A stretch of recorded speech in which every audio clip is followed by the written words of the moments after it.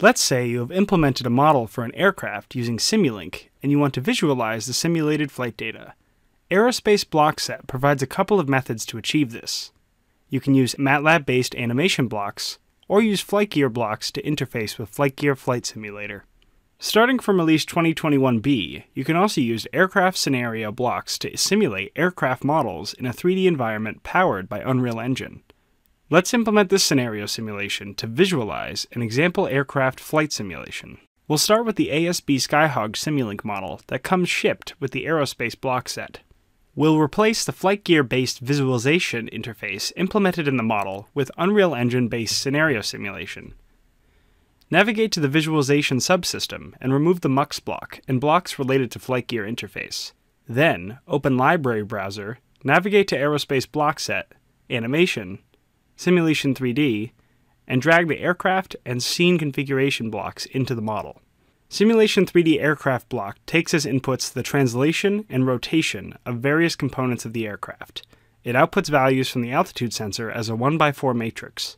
It also provides a Boolean output weight on wheels, which is true when one of the wheels is on the ground and false otherwise. Since the aircraft is in cruise throughout the simulation, we'll terminate this output. Let's configure the parameters of this block. You can add two types of aircraft to the scene, Skyhog and Airliner. The type parameter not only determines the visualization, but also the input that the block accepts. Translation and rotation specifications required by the block depending upon the type is shown on the screen. We'll set the type to Skyhog here. You can also set the color of the aircraft and name the aircraft, which we will keep as the default here. Specify the initial rotation and translation in the Initial Values tab. As mentioned, this value must be specified considering the type of the aircraft. Translation and rotation specifications are with respect to NED frame, and rotation must be specified as roll pitch yaw Euler angles. Here we'll specify the initial Z translation of the aircraft to -2000 and let all other values be 0. Toggle and configure the altitude sensor using the Altitude Sensor tab. These values will be default for now. Now, let's configure the scene configuration block. We'll use the only default scene, the airport scene here. We'll view the scene from the aircraft Simulink Vehicle 1. For smooth simulation, specify a sample time of 1/60. You can override and configure weather parameters in the Weather tab. We'll change the sun altitude to 25 degrees and increase the cloud opacity to 20% for this scene. Now we'll connect the output of the model to the input of the aircraft block, which requires an 11x3 matrix for translation and rotation for Skyhog type.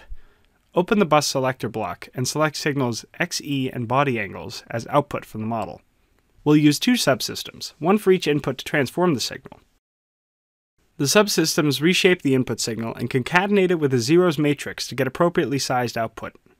The scenario simulation is now ready, so let's simulate the model to see the aircraft flying in the scene. While the scenario simulation runs, you can use the numeric keys 0 through 9 to view the scene from different viewpoints. During the scene simulation, we'll notice that the propeller is not rotating. Also, the altitude sensor is returning a value of -1 throughout the simulation. Let's fix these. The model does not return propeller rotation, so for visualization purposes, we'll rotate the propeller at a constant rate of 1500 RPM using a ramp block. For the altitude sensor, let's reconfigure the sensor parameters. The length of rays parameter limits the maximum altitude that can be detected by the sensor. The sensor returns a value of -1 for values greater than this parameter. We'll change this to 2500. Let's also enable the rays to be visible during scene simulation. Now let's simulate the model again. We see the propeller now rotates and the sensor light rays are visible during the scene simulation. Also, the altitude sensor is now returning correct values.